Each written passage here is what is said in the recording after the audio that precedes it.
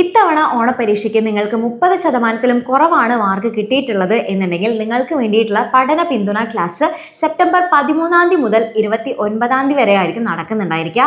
അപ്പോൾ അതുകൊണ്ട് തന്നെ സെപ്റ്റംബർ 12 നിങ്ങൾക്കൊരു പാരൻസ് മീറ്റിംഗ് ഉണ്ടായിരിക്കും. ആ ഒരു പാരൻസ് മീറ്റിംഗിലായിരിക്കും എന്തൊക്കെയാണ് നിങ്ങൾ ചെയ്യേണ്ടത്, അതേപോലെ തന്നെ എങ്ങനെയാണ് ക്ലാസ്സുകൾ നടക്കാനായിട്ട് പോകുന്നത് എന്നുള്ള കംപ്ലീറ്റ് കാര്യങ്ങൾ പറഞ്ഞു തരുന്നതായിരിക്കും.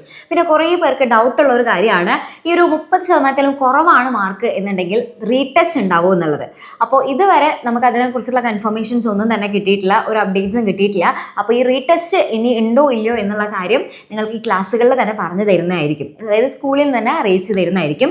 പിന്നെ കുറേ പേർക്ക് ഇപ്പോഴും അറിയാത്തൊരു കാര്യം, അല്ലെങ്കിൽ അത് അവർ മനസ്സിലാക്കാത്ത മറ്റൊരു കാര്യം എന്ന് വെച്ച് കഴിഞ്ഞാൽ ഈ ഒരു 30% എന്ന് വെച്ച് കഴിഞ്ഞാൽ എത്ര മാർക്കാണ് എന്നുള്ളത് ഇപ്പോഴും കുറേ പേര് ചോദിക്കുന്നുണ്ട്. അപ്പോൾ സംഭവം എത്രയേ ഉള്ളൂ, 80 മാർക്കിൻ്റെ അല്ലെങ്കിൽ 80 മാർക്കിലാണ് നിങ്ങൾക്ക് എക്സാം എന്നുണ്ടെങ്കിൽ അതിൽ 24 മാർക്കാണ് 30% എന്ന് പറയുന്നത്.